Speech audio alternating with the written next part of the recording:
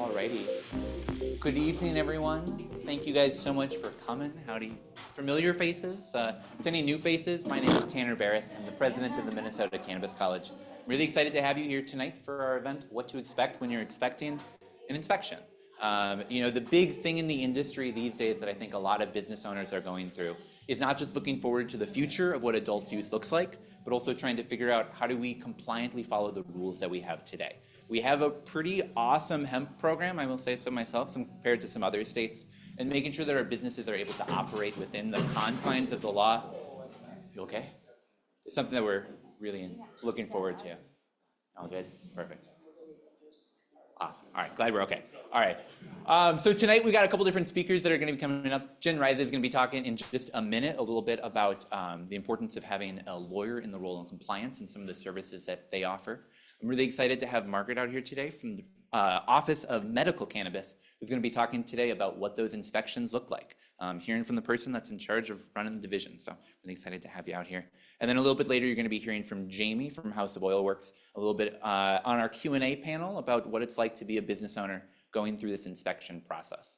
So I just have a couple quick things that I'm going to talk about at the beginning, just as like some brief introductions, talking about some of the services that we as a college offer to you as business owners, and then I'm going to be handing it off to the rest of the people. But first off, just a little brief introduction. We have a training program that we put together actually with North Star Law Group, with Jen, trying to help people understand what are the laws in Minnesota today and how can you follow them.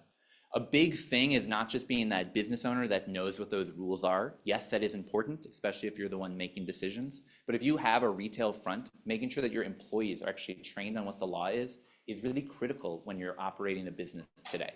It's wonderful if you know the law, but if the people that you hire to represent your business don't, it doesn't really do you any good.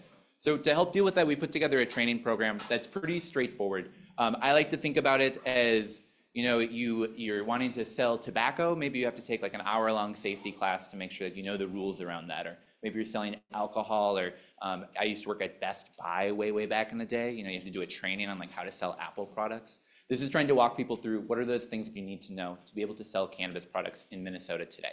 So it really covers just three main things. It's less than an hour in total. We really try to keep it short because there's a lot of information and we want to get you the most important stuff as quickly as possible, especially when your employees are on the clock. So it covers the science of what the endocannabinoid system is and how these hemp-derived edibles really interact with our bodies. They interact in many different ways, and making sure that you know how it actually has that effect on people and how to describe that to customers is really important, especially as you're wanting to remain compliant. Telling someone that a product is going to make them feel a lot of pain relief, or that it's going to help to ease some other symptom in their life, is not something that you can do. And even if it's a compliant product, if you say the wrong thing. So we try to help people through the science, the laws, and the how-to of actually selling edibles. So by the time your employees finish this training, they know not only what they're selling, how to talk to people about it, but also what the rules are to make sure that they're remaining compliant as they're doing that.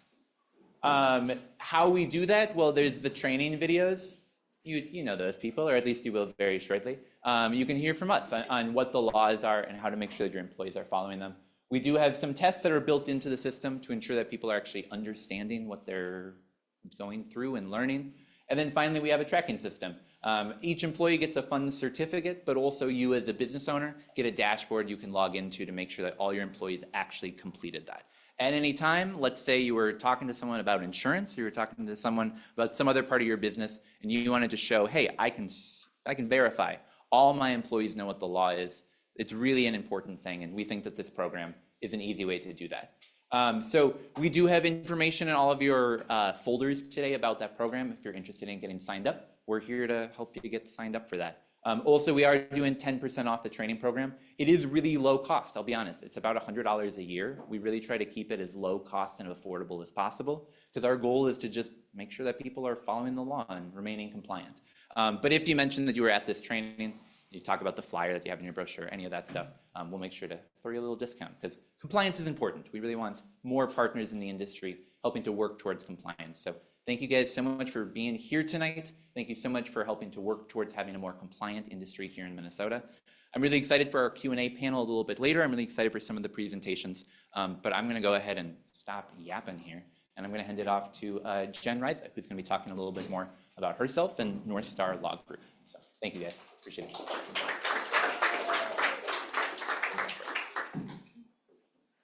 you can either clip it on if you want, or you can hold it. All right. It's a cute little microphone, makes me want to do karaoke. All right, so hi, I'm Jen Reise. Yes, I know it looks like Reese, but I say it Reise. And I am the head of business and cannabis law at North Star Law Group. I am super proud of this training that we did with Tanner. And I also appreciate the invitation to just talk briefly about what I do for clients. I represent a lot of hemp-derived businesses, both retailers and manufacturers, as well as aspiring folks who are going to apply for micro licenses, mezzo licenses, and others in the adult use market, and folks who are doing ancillary services, so they're outside the licensing scheme. And my goal is really to help people understand and navigate the law. We at North Star can help folks launch a cannabis business. I'm a business lawyer by training before I came into this cannabis world. And so doing things like contracts, distribution contracts, partnership agreements, that kind of stuff is my bread and butter. And so I bring that expertise to the cannabis market, and am really pleased to be able to help a lot of people set up their businesses for success. Also really excited to help a lot of people through licensing. And the craft cannabis market is really what's near and dear to my heart.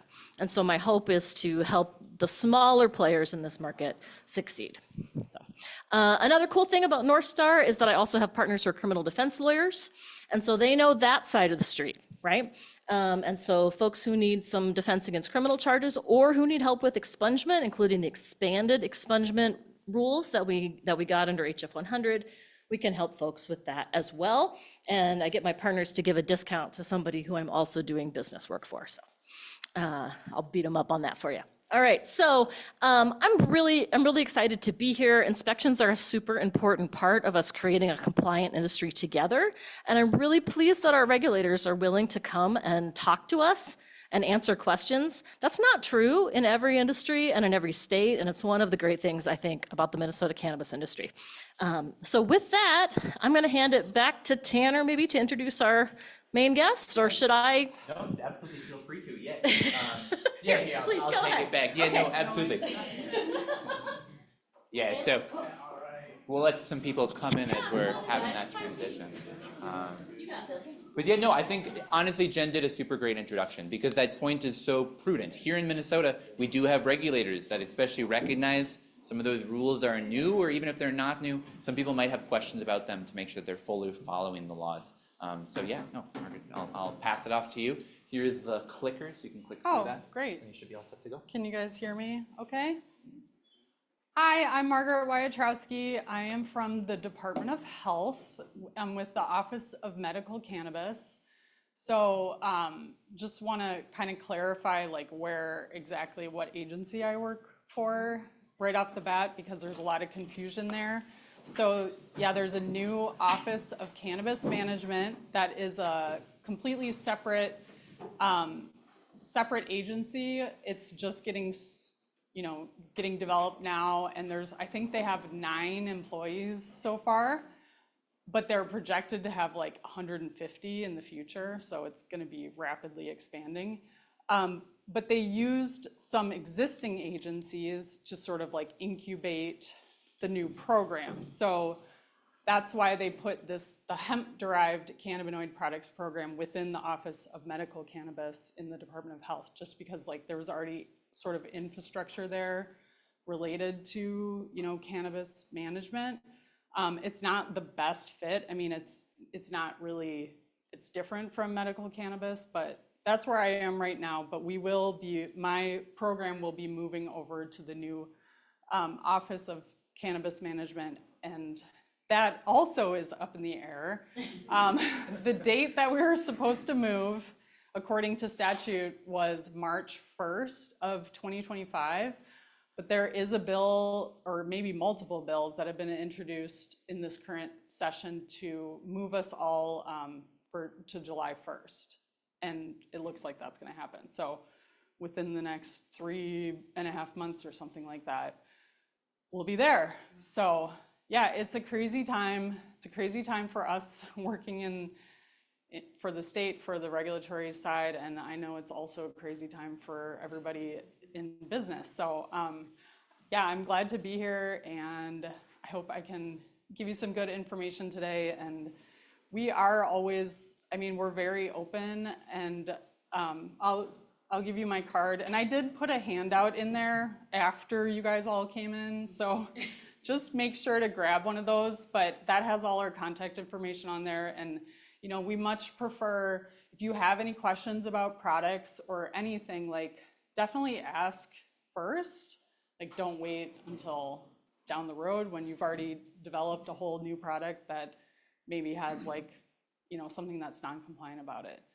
So I am gonna just kind of talk about like the registration process, and then we'll go through the inspection procedures and all the products and all that kind of stuff. So as of March 15th, we had 3,800 registrations. I know this is hard to see, but this kind of just shows you like all the establishments that register. So anyone that sells a hemp-derived edible or any product that's like derived from hemp, basically, has to get a license or a registration. It's just a registration. It isn't a license. So basically, anyone can register. It doesn't cost any money. You just go online and like, it's a very simple form. So you just have to register with us and say like, I'm out there selling this stuff. So there's like hemp stores, there's restaurants, there's smoke shops, there's even like hair salons and barber shops. There's breweries, convenience stores, grocery stores, liquor stores. And then this other category is huge. That has like everything from like movie theaters to event spaces to mobile sellers, like in trucks, I guess, and just all kinds of stuff. Even like there's a couple of golf stores and sports stores. It's really crazy, the wide array of people that are selling this stuff. All right, so this is just an overview of what I'm going to talk about. So how do we determine who gets inspected? I mean, the short answer is that everyone will get inspected. Everyone will at some point. Right now, we are a pretty new program. We're still just working through that list of 3,800. I think we've done like 1,200 inspections so far. And so we're really at this point focused on the like more higher risk locations. So that's smoke shops, like wholesalers mainly, but some manufacturers, and then the hemp edible cannabinoid stores, and then the liquor stores. Like that's what we've focused on so far. And then also complaint responses. So we do get a lot of complaints. There's a complaint form on the Department of Health website. And so we get like probably, I'm gonna say 2 or 3 complaints every day. So it's a lot. It's like anywhere from like people who have been hospitalized and have really adverse health effects to just some store owners who are like snitching on their neighboring stores and then we're getting a lot of complaints about underage sales, which is really unfortunate. I don't know. And that's something that's hard for us to really investigate at this point. We don't have a system of like underage, undercover buying stings or anything like that. So yeah, that's a big problem. So this is just, yeah. I have a question about what constitutes a higher risk. On the previous slide, you had that it was those 4 are higher risk. What does that mean? It just means they're like the most likely to carry these products, and they would have like the highest volume of products. But then also just the really like extremely potent stuff that's like sometimes, I don't know. 50 milligrams like 50 times the legal limit.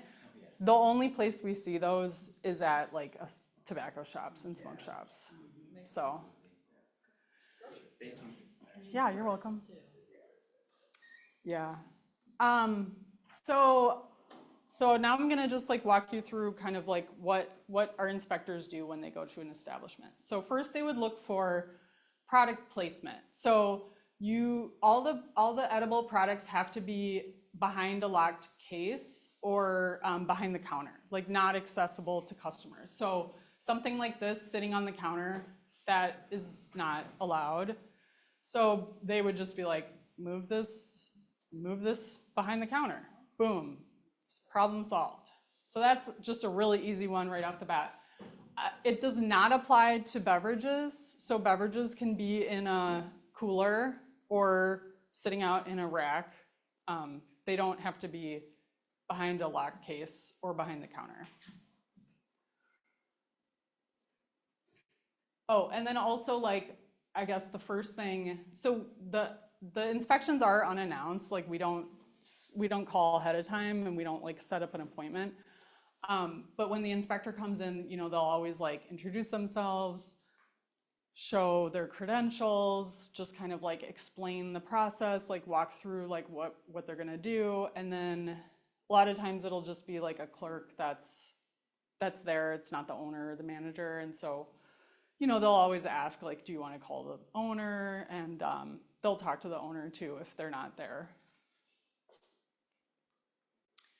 So the first thing we would kind of go through with all the products is like just what's non-compliant.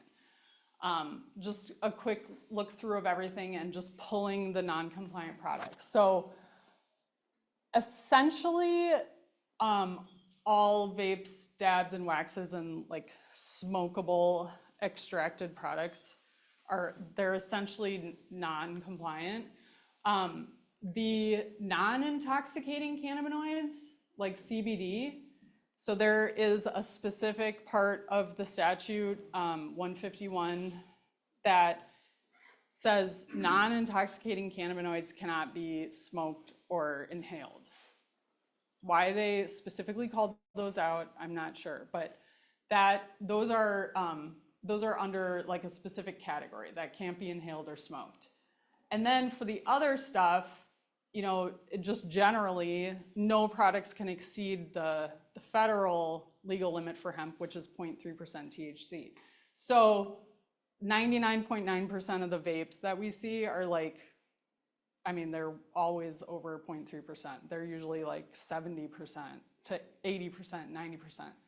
So I say essentially none of them are compliant, but I think we've seen one that actually didn't have any intoxicating cannabinoids, and it was less than 0.3. So. Do you know who that was?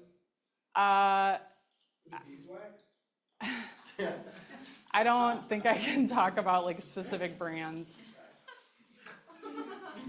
So. Do you know what was actually in it? I mean, I saw the COA. What was in it if it wasn't weed? I don't know. I mean, whatever's in vapes normally, like the carrier oil.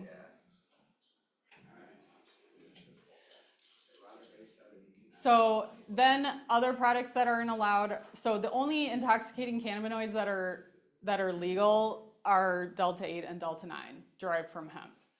So like we would just pull anything that has any other type of intoxicating cannabinoid, like HHC or THCX or THCP or THCJB or blah, blah, blah, blah.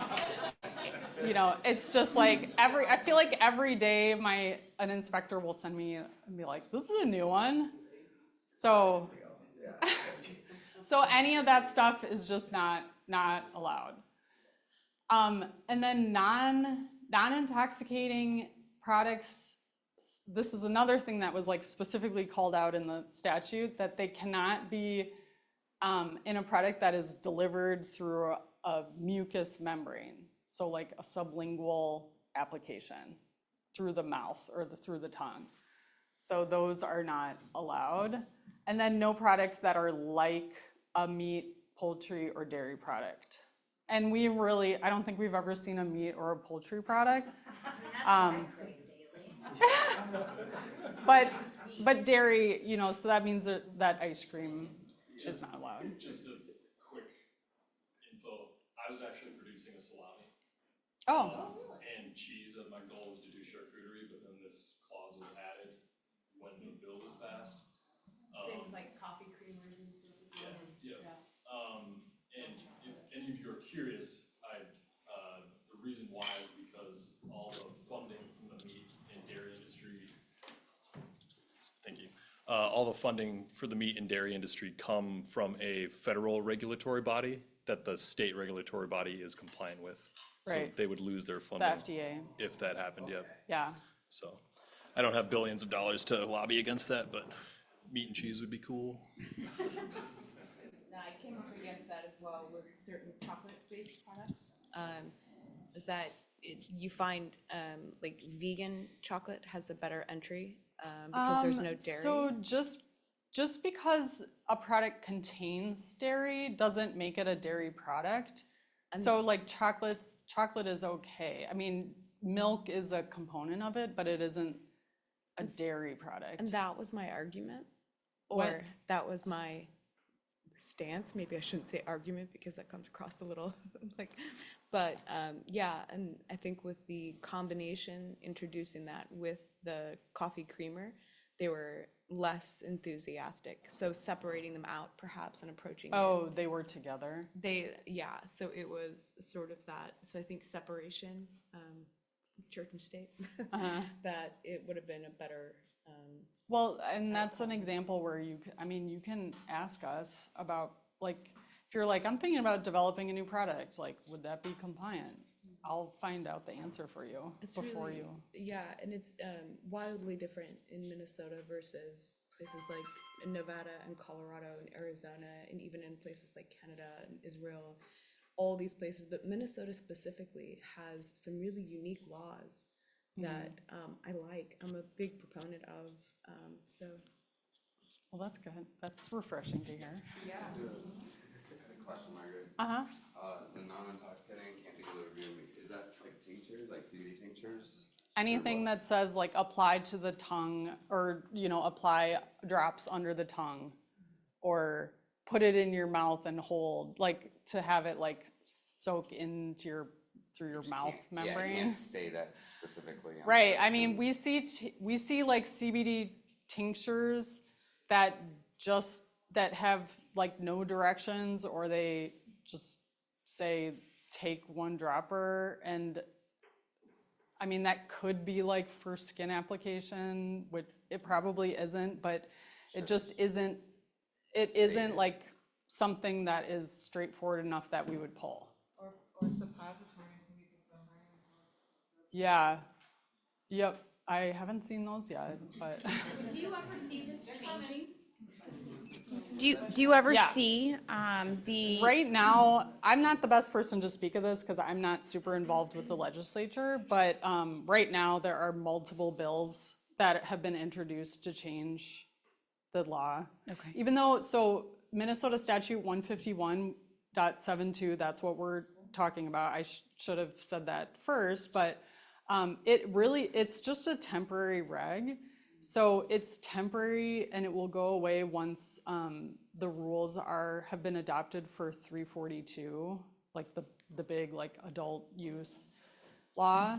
So it's interesting to me that, you know, we're working on, or people are there working on introducing bills to like amend this temporary regulation, because if any of those get adopted, it will only be in effect for like a year or less than a year. Yeah. But it's important enough to people that they're gonna change it. So I do think things could change this session.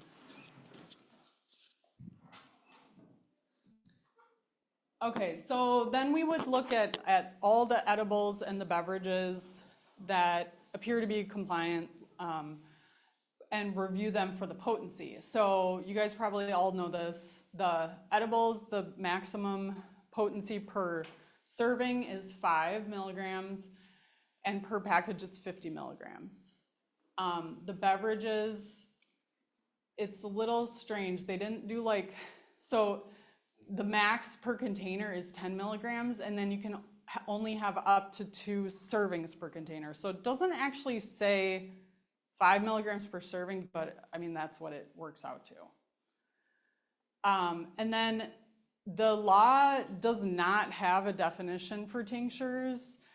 It's just not addressed. So we have to put it somewhere, and we are just like, it's a liquid, so we consider it a beverage. So, and this is for intoxicating tinctures, not non-intoxicating. So like a Delta 9 tincture. So that would be, generally we would have to pull it because it would be non-compliant. It would have more than 10 milligrams per container. So we have heard from some companies that are gonna maybe do little like aliquots, so little like mini tinctures, like 10 milligrams per container. So, so yeah, show and tell afterwards. And then topicals are permitted. They just can't exceed 0.3%.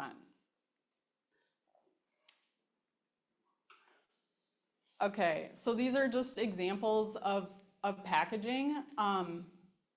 So the packaging itself has to have, has requirements that have to be on there. So the packaging has to be child resistant, tamper evident, and opaque. So it can't be clear. The only allowed intoxicating cannabinoids are Delta 8 and Delta 9. No other THC can be on there. And then it does have to display the milligrams per serving and the total milligrams per container. And then it has to have this exact statement: keep out of reach of children. So sometimes we see ones coming from other states that just say 21 plus, and that's not permitted. It has to be this exact statement. Sometimes we'll see like keep out of reach of kids and pets. That's okay. I mean, we're not gonna pull it if it says that, but if it just says 21 plus, then that's not. Do you know if the state is gonna have that regulatory thing where they have to have the cross, like the pharmaceutical, every other state that has that when they adopt the cannabis? Are they gonna have to have that cannabis? Like the universal cannabis like symbol. 21 plus with the little leaf on it. The one that has like the green cross? I don't know the answer to that. I'm not sure. I don't think anybody knows because they're still developing the rules. Okay, so they don't have anything on the books for like nutritional facts or the universal cross? I mean, that would be a good question for the Office of Cannabis Management. I just don't know enough about the law to really be able to answer that. And then all batches, so it does have to list the batch number of the product, and all batches have to be tested. And then you have to either put the testing data on the package, but that's almost always impossible because of just how much text that is. But you can link to the testing data with a QR code. Yes? The batch number does not need to be written on the package itself. The batch number can be listed in the QR code. The batch number does have to be on the package. Needs to be written on the package, can't just be linked by QR code. Correct, because you have to be able to verify that like this package I'm holding is represented by this COA. And that's the only way you can like link the two with the batch number. The CO, I'm not. Well, right, but you're supposed to test every batch you produce. So a lot of times we'll see COAs, like we'll scan the QR code and then it'll pull up a COA from like 2 years ago.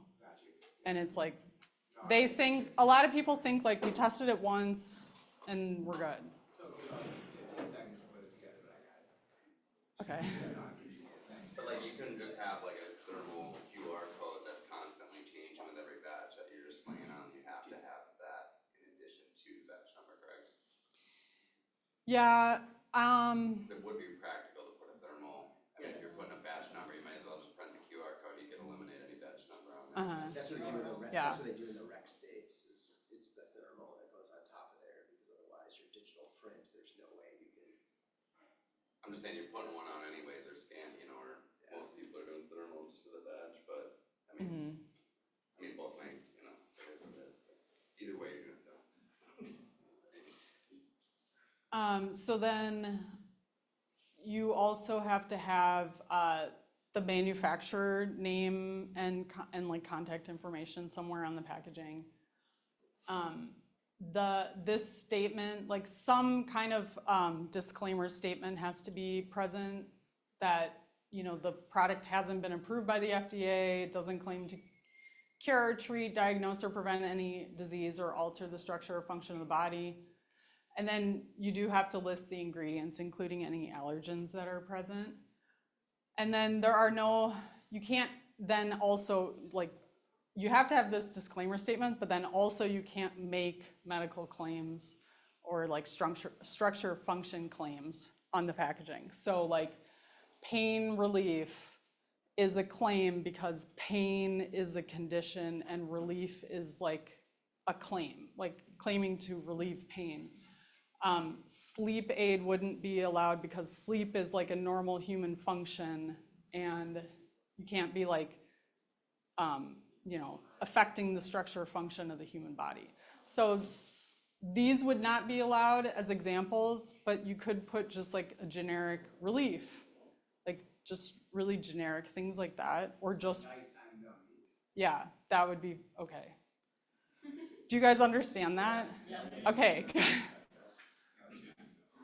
All right, so beverages, they have all the same label requirements. Everything I just went over essentially is the same. The only thing that's different is that, the 10 milligrams of THC per can, same testing requirements.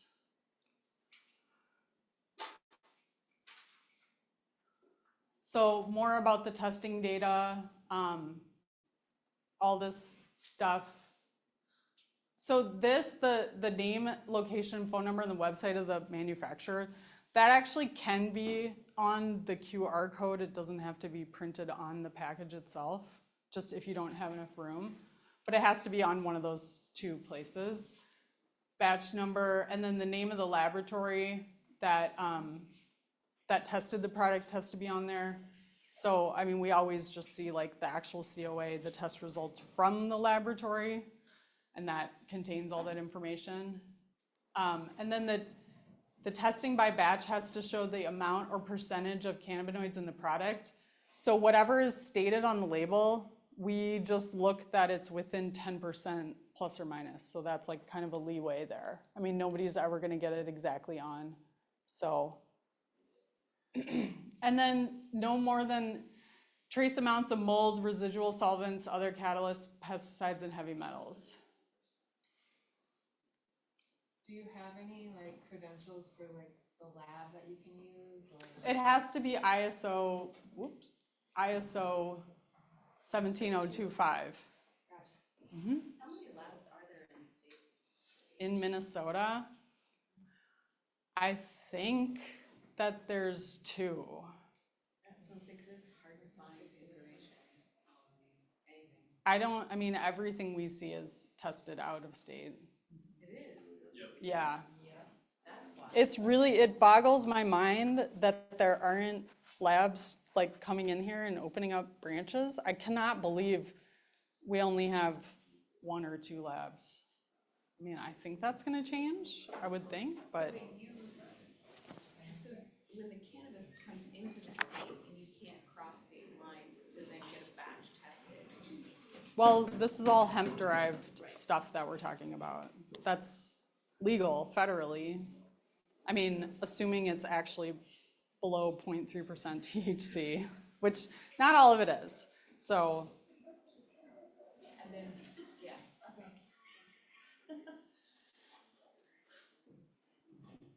So there is this category. So I mentioned before that we've had complaints about like people that had adverse health events. We have had complaints of like kids going to the hospital and like people actually like being temporarily paralyzed from some of these incredibly high potency things.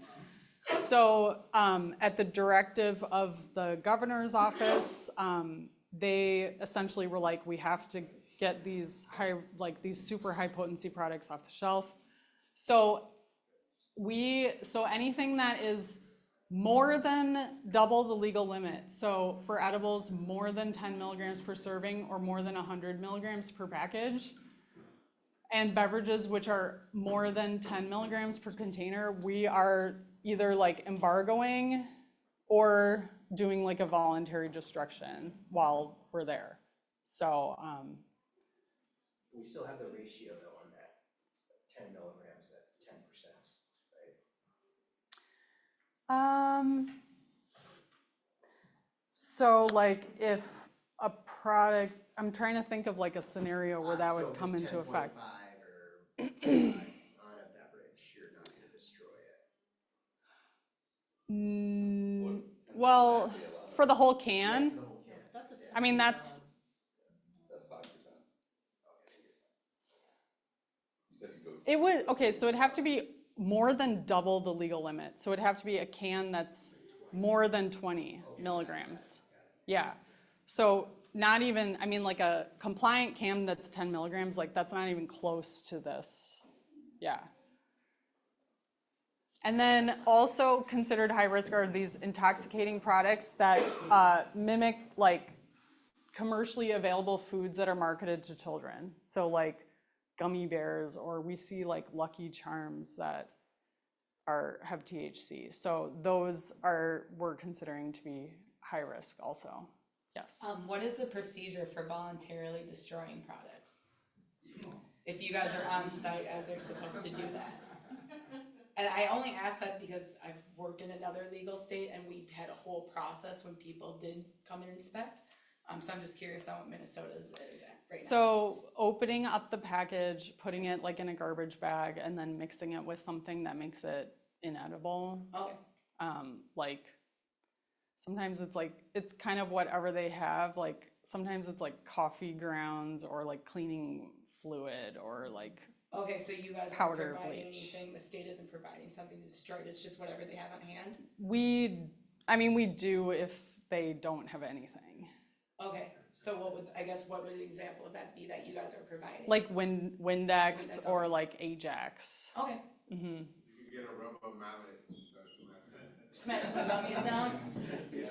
I'll be back later that night to get them back. But I will say, like, I mean, when the program first started, we saw tons of this. Like almost every place had these types of products, but they've disappeared from shelves like really fast. So we're not seeing it as much anymore, which is really good. So then we'll kind of look at like some general store procedures and the packaging. So I mentioned before about the underage thing. People, they have to ID, like that is required by law. They have to have some way of ensuring that they're only selling to people who are 21 and over, so they have to ID.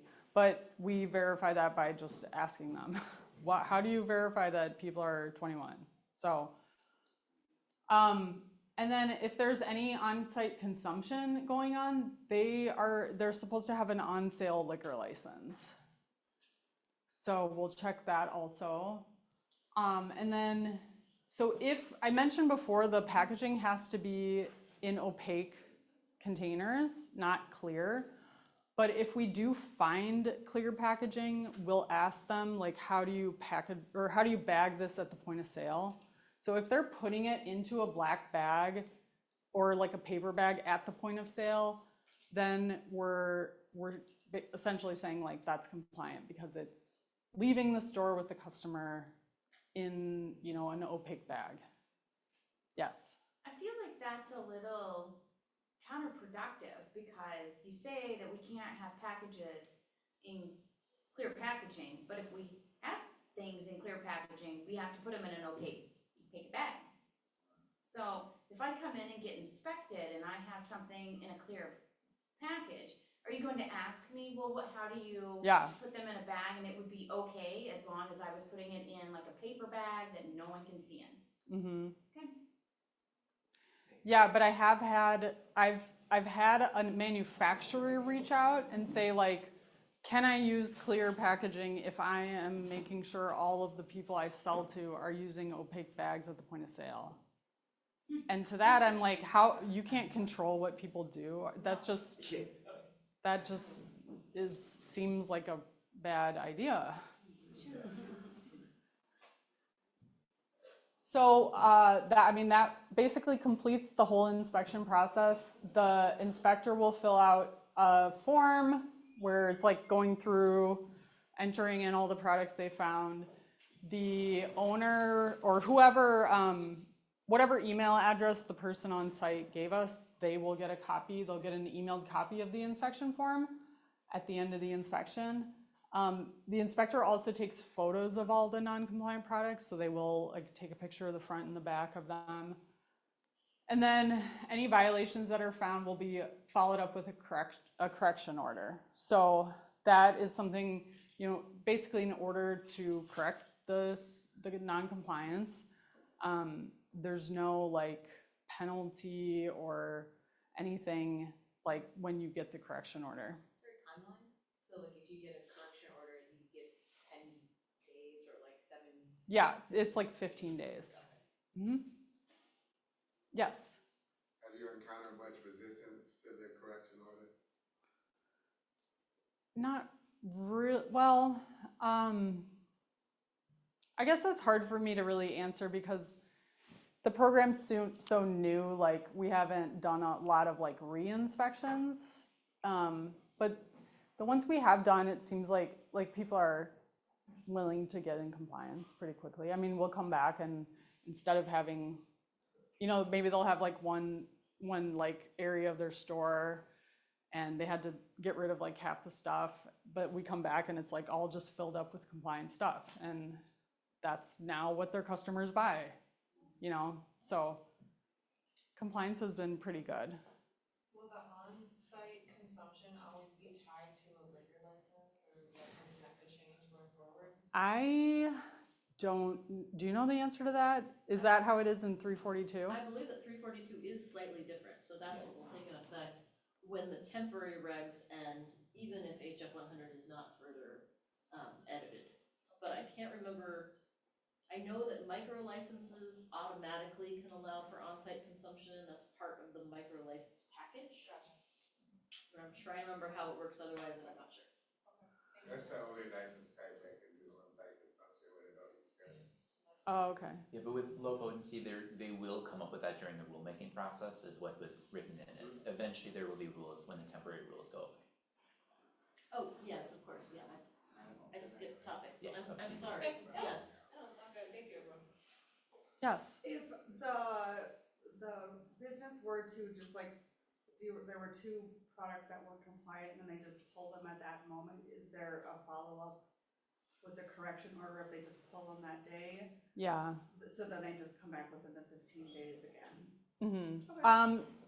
So you get 15 days, like the order says you have 15 days to comply, but it's not going to be like somebody's at your door in 15 days. Oh, okay. I mean, that's just not going to happen. So it will be, you'll get more time than that. But yeah, like any violation will still get a correction order.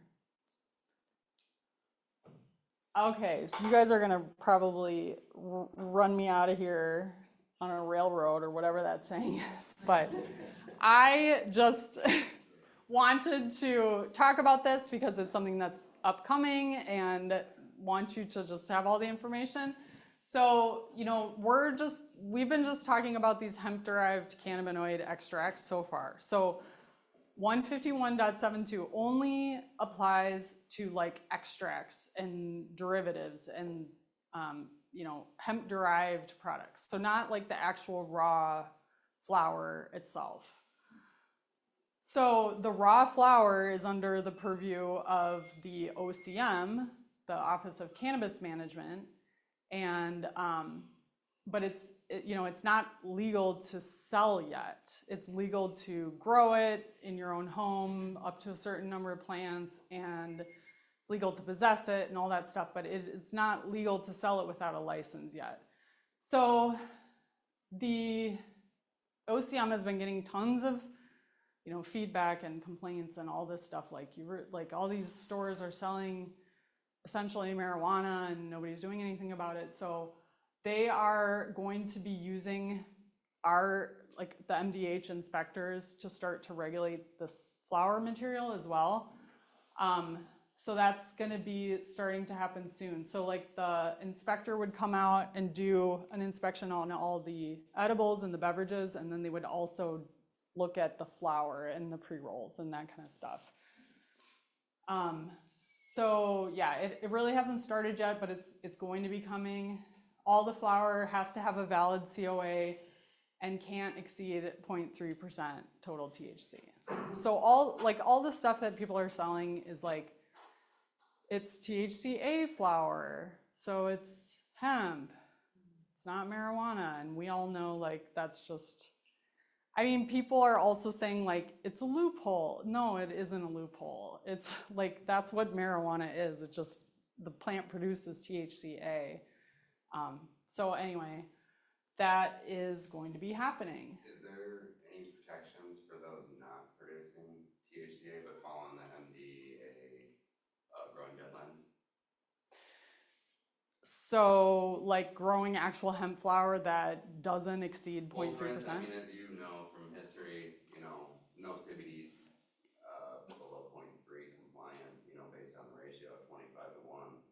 You know what I mean? They're all going to be, according to the MDA license requirements, they come out and test, as long as it's below 0.399 total THC, that passes, then you have 30 days to grow. So you're saying like if it's slightly above 0.3%? Yeah, so if you have a point, I'm saying there's no protections, for instance, in the license, statement, it says that there's it's not a violation as long as it's below 1% total THC, with the MU of 24%. Yeah. This isn't this isn't an MDH program and an MDH regulated thing, so I don't want to answer that question, like speak out of turn, but I will find out for you. Yeah, because or like connect you with the person that can answer that. We're trying to comply with the Yeah. Obviously we're complying with all the, Yeah. cultural laws. Yeah, I understand. I just don't want to answer that, and I will refer to the program that is. Awesome. Yeah. Do you guys have any other questions about this? Great. Here's just a summary of what's been happening. So yeah, like 1,100 inspections completed as of March 15th, and like half of them are referred for correction order. So we're seeing a lot of non-compliant products. But again, things are changing so fast, and we have seen some products that, maybe we saw them like at every store in December and we were pulling them a ton, and then within like a month, the company has changed their packaging or like fixed the problem and gotten like new compliant product out on the shelf. And it's really unbelievable how fast these companies, especially like Minnesota-based companies, the out-of-state products that are just like wildly potent and just like not compliant in any state, I don't think. Those people aren't necessarily as willing to become compliant, but like every Minnesota company we've worked with has just, like, I've really been surprised at how fast everybody's like fixed things and gotten to compliance. It's really awesome. I think that's about all I have. So this is just some resources for you. This is our website.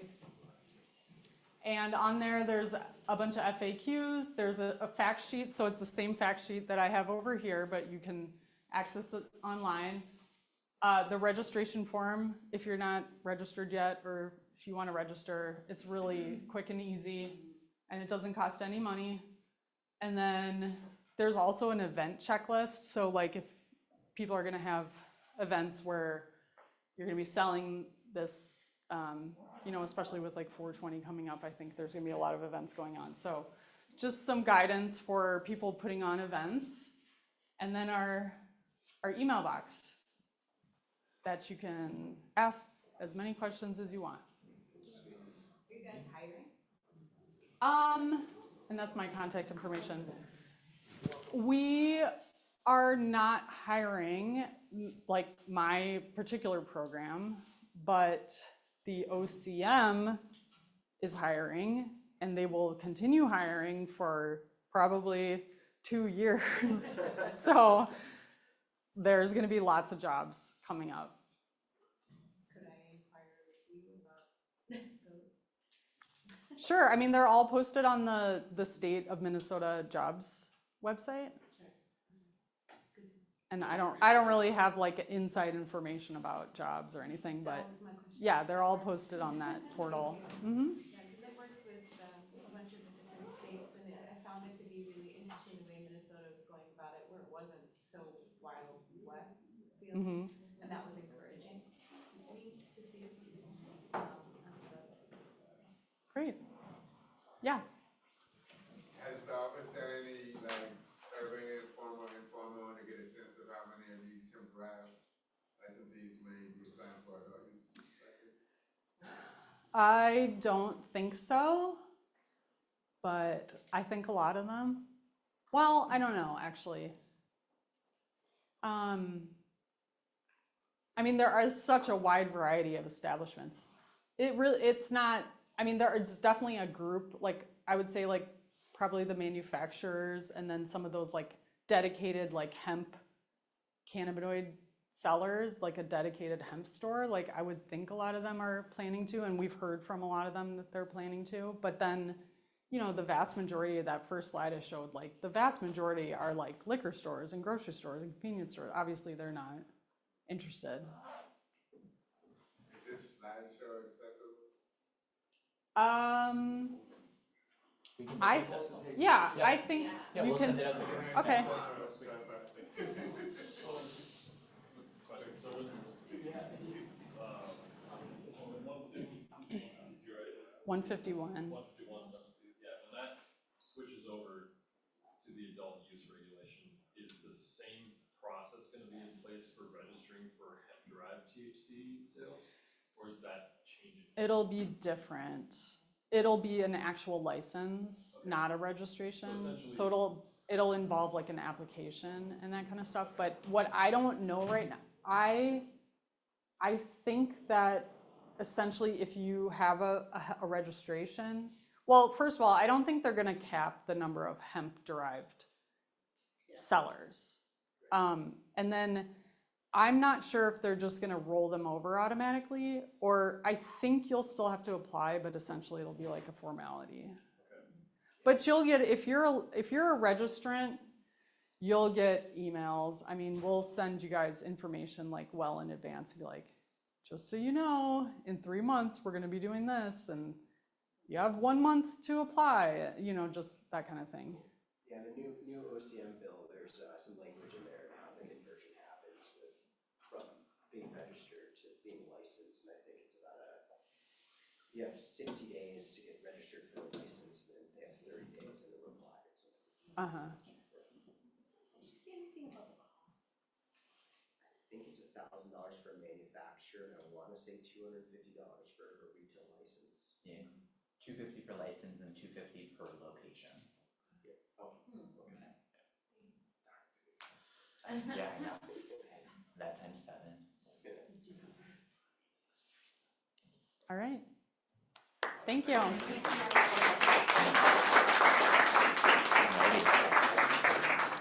Alrighty, so what I'm going to do now is I'm actually going to invite up some other people. So we're going to invite Jen back up, but also Jamie Croyle, who's the owner and operator of House of Oilworks, who's also set up the cool speakeasy across the hall. So feel free to come on up, and then Margaret will invite you back up as well. Right now? Yeah, oh, absolutely. Okay. Oh, yeah. So we're just sort of here to answer some additional questions. I do have some questions that I prepared ahead of time, but I also know that people just have questions generally about what it's like to be an operator in the industry, what it's like to provide consultation to owners, or what it's like to provide that regulation. I know you guys had an opportunity to ask some questions, but we wanted to sort of open it up more generally.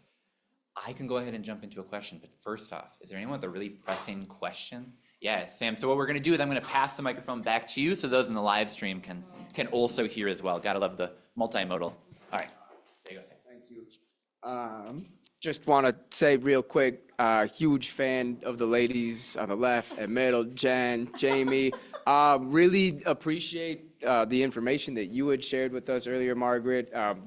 Definitely becoming a fan of that visibility. My question is, you know, if I want to get ahead of the ball, I'm a small business. I don't have a ton of cash to spend on, you know, someday I'll be going to see Jen, but until then, compliancy, things like that. And so if I want to make sure that I'm dialed, is there any way that I can invite health inspection into my facility preemptively to make sure that what we're doing is all right without waiting for inspection to hit us randomly? Yes, sure. I mean, We'll move you to the front of the line, no problem. Right, dude, right. Hey. What are you doing tomorrow? You know what, man, right. I'm always willing to talk to people and meet with people. I mean, we can't give legal advice, but, you know, we can just talk about the law, and that's fine, yeah. Other questions that people have? Jen, I'll sort of throw a question to you, just sort of based upon that. Because I think when we first started chatting a couple months back, I had this big idea that like having an attorney on retainer is like this really big step that you're taking as a business owner. Can you talk a little bit about sort of how sort of fight that stigma a little bit and talk about how you really have a lot of entry points for welcoming people? Not to push back against Sam, but to more open it up for you, Jen. Yeah. Yeah, actually, I've been surprised by that too, Tanner. I think maybe what people are thinking of is having an attorney like as an employee. Like I'm a contractor, a service provider, right? So people can use me, you know, quite a bit to help them do core parts of their business. They can also just call me once in a while when people tell them things and they're like, is that true? Right? I prefer to help people in kind of a medium amount, right? To help a lot of people, some become compliant small businesses. That's my personal goal, and that's the way that I try to structure my own compensation. And my prices, I guess, obviously, that's the other half of that. Oh yeah, good old prices. Other questions? Margaret, a question for you. So I know the inspections are random. Are there things that business owners can be doing sort of ahead of time? Maybe putting together a folder of information or sort of things that makes it easier for the inspectors when they do arrive to do the inspection? Yeah, we really don't look at like records or paperwork. You know, I know a lot of audits that people maybe are familiar with for like food safety audits or, you know, like tobacco audits or things like that. Like a lot of times you'll have to show records. And we really are just looking at product. I mean, we're literally just looking at the stuff that I told you about, the products, and then like some of the product placement and that kind of thing. That's it. Definitely makes sense. So just review all the products that you sell and just make sure they're all compliant. Perfect. And then we'll be in and out in 15 minutes. Yeah, for sure. Here, I'll pass the mic over to you. This question's for you, Margaret. So I was in an establishment about a month ago, and they had products. They had the product packaging outside of cases, but they had said that because it does not actually contain the product, it is within compliance for display. Is that correct? It was just empty packaging? They literally had rocks in it. Oh, yeah, that Okay. would be. And then my other question is to a similar effect. If I'm producing a product and because it has to be in opaque packaging, if I don't want to display the product on the packaging itself, could I display a non-infused product outside of the packaging? Like an actual.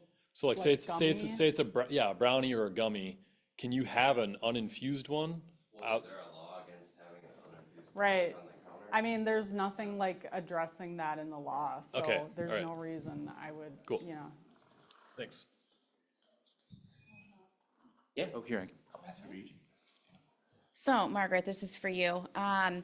When you say that an inspector comes in and they're just looking at product and product placement, are we looking at QR codes? Are we making sure that all of those are scanning? Is it something that we should do as business owners, our due diligence? I mean, obviously it is. We should be scanning and making sure that all of the products that do come in are compliant. But that can be very tedious if that is your main focus, if you're just a cannabis or a hemp-derived dispensary, right? So there's a lot of that happening. So I'm just curious, one, are QR codes being scanned? Two, if those batch numbers are not meeting, does the onus fall on the business at hand? Yeah,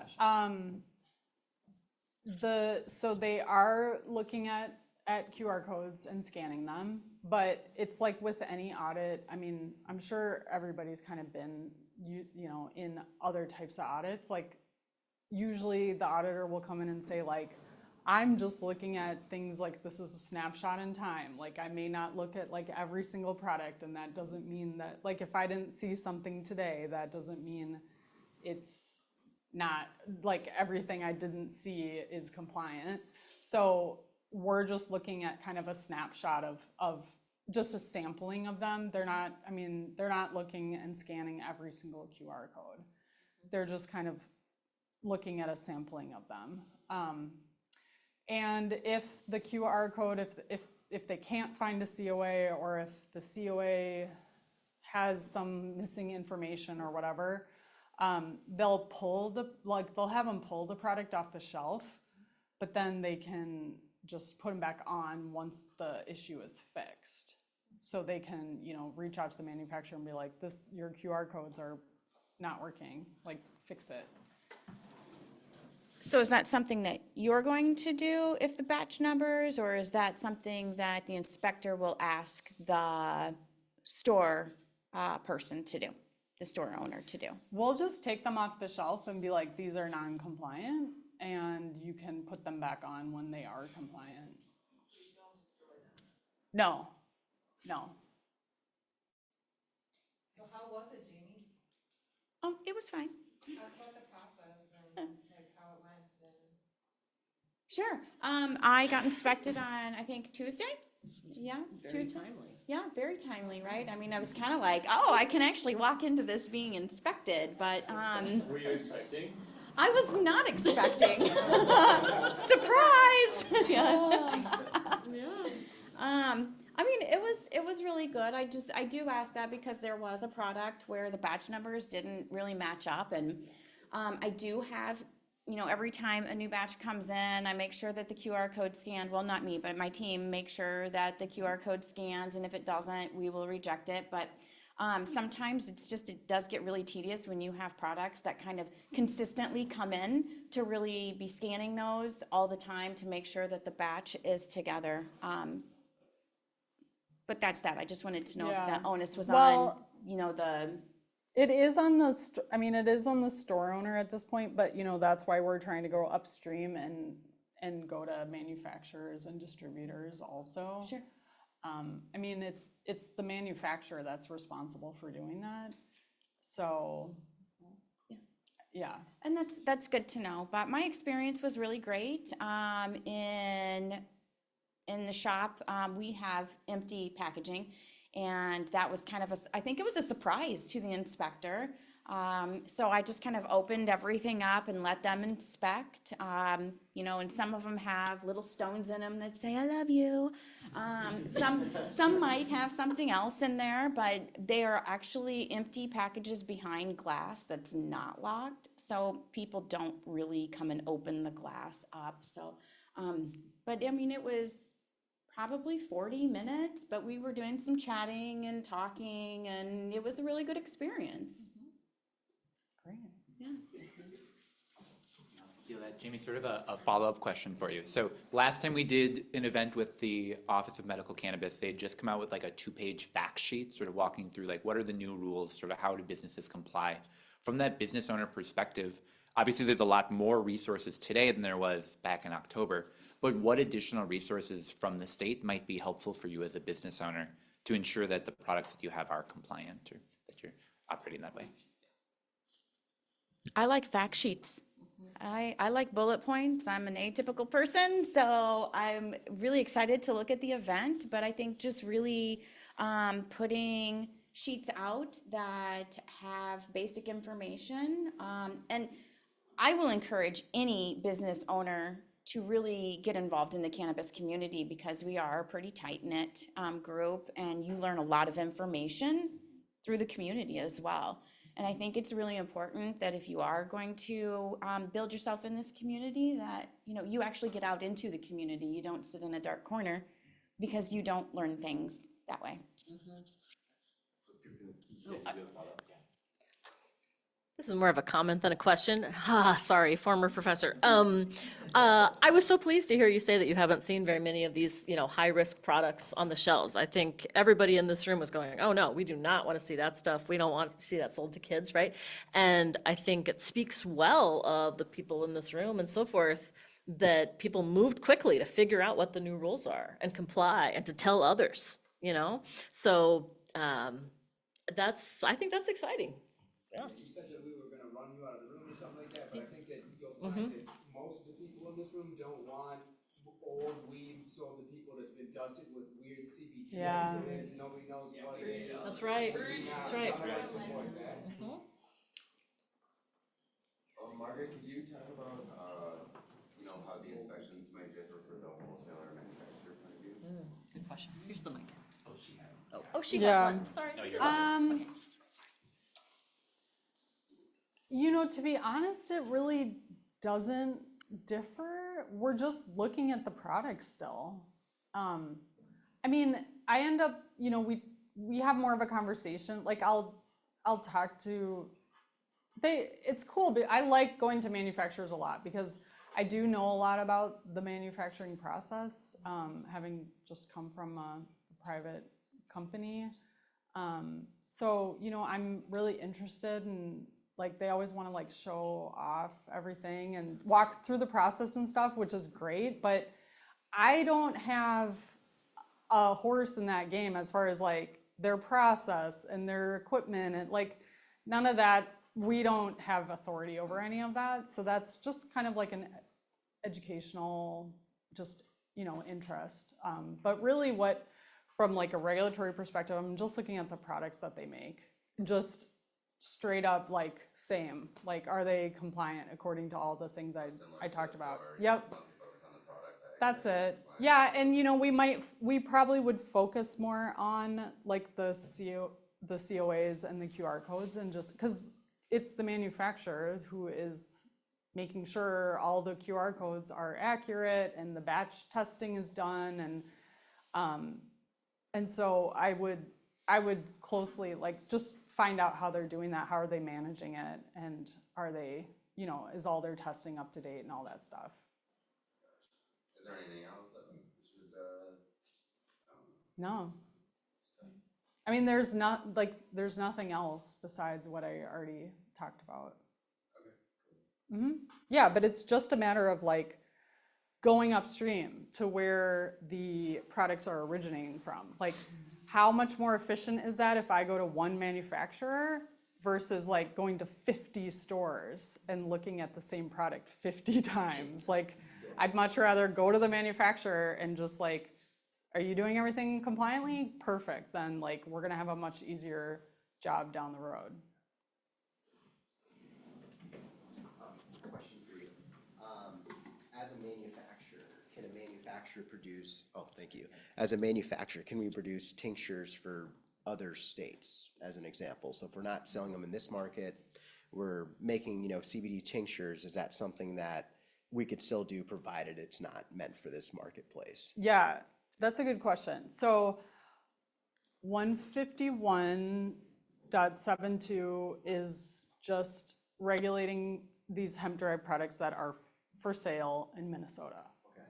So we, sometimes we'll go into a distributor that is selling or distributing into other states. Yep. And they're allowed to do that. I mean, they can have the products and they can sell them to other states. But, I always tell them, like, it needs to be really clear. Like, you should have like a separate designated area. There should be like signage. So, because I don't know if you've ever gone to any of those distributors, like there's just like dozens of people running around, like pulling together orders with carts, like, and it's like, you need to have like signage. It has to be really clear to your employees, like, these are not for sale in Minnesota. These are only for sale in other states. So I would have a problem if I went into a place and they just had like non-compliant product here and here and here and here, and it was all like mixed up together and scattered about. Like, that's what I would advise, is like have a designated area. That's really helpful. Mm-hmm. So follow up to that.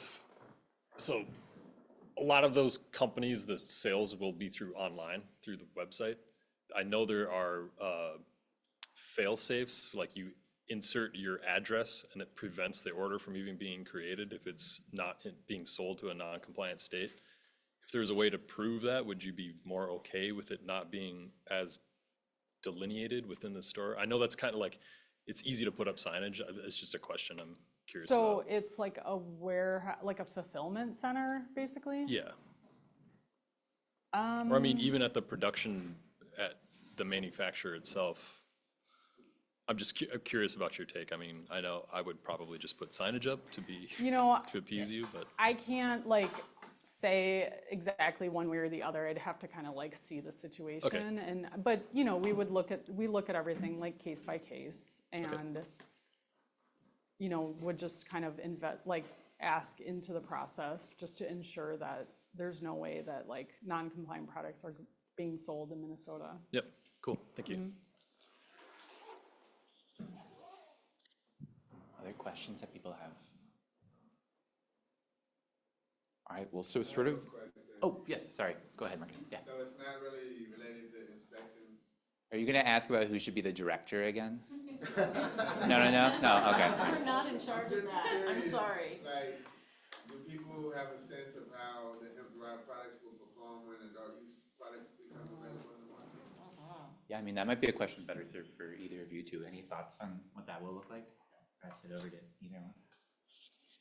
I think there's always going to be a market for the low dose for the hemp, because there's going to be a lot of people that are still coming into it. I mean, I don't know what the percentage is on use, but every single day, I was just having a conversation with Sam today about some drinks. Like, we have a microdosing section. People want 1 milligram or 3 milligrams. So there is absolutely a market for that, and I think that there will continue to be a market for that. Right now, what we're lacking is the market for the people that need the higher dose. So this market's not going to go anywhere. We're just expanding that market when we move into adult use to cater to everyone's needs, small and large. Agreed, yeah, and I would add, I think hemp-derived will continue to be served at restaurants and at liquor stores because people have really adopted it as a replacement for alcohol. I am amazed by how many people I talk to casually and say I'm a cannabis lawyer, and they're like, oh man, I've almost just totally quit alcohol. I just drink those THC drinks, I feel so much better. They all feel compelled to tell me this, which is fascinating to me, right? On St. Patrick's Day, people were telling me this. I wish I could order a THC beverage. Yeah. Anyway, so I think that social consumption is really important, especially in maybe a situation where it's maybe going to be a little harder to get social consumption on the real cannabis side. Anyway, working on that. That's a whole thing. Yes. I was just going to add a little to. Yeah, sure. I'll be the bridge of the microphone here. Thank you, Tanner. There you go. It has less to do with the market, but from a business standpoint, we're slightly more incentivized to do hemp-derived products because it's all tax deductible. So I think people are still going to be producing it, and if it's produced, people are going to be buying it. So. I have something to add. Yeah, oh, please. This is really more just my 2 cents again, but like as a business owner, I don't drink alcohol, but I didn't like the drinks. And when people come into my store and I'm the one working, I'm honest with them. I'm a really hard sell on the drinks, just because I drink water. I'm boring, I'm basic. But when I'm drinking, right? But as time has kind of progressed and I have to try all of these drinks, it's actually really nice to go to a restaurant, or where I was never in a bar situation, I can actually go to a bar and have a 5 milligram. I would have a 10 milligram at home, but when I'm out, I do like the lower dose. But I super, super enjoy being able to go out in public and have a THC drink. So I'm like really embracing them now. Yeah. Other questions that people have? We've got about 4 or 5 minutes left, so we can just start wrapping I up. have a tough question for Margaret, if you're willing. Oh, she looks excited, yep.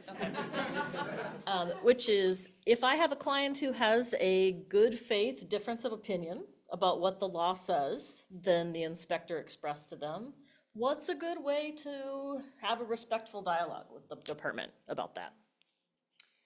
Yeah, that's a good question. I mean, ultimately, you know, we're out there doing the inspections just as I laid out, and everything, you know, all the requirements and everything in my PowerPoint, like that's the stance of the department. So when you get a correction order, if there are non-compliant products that are found, at the end of it, you know, there's an option to request a reconsideration.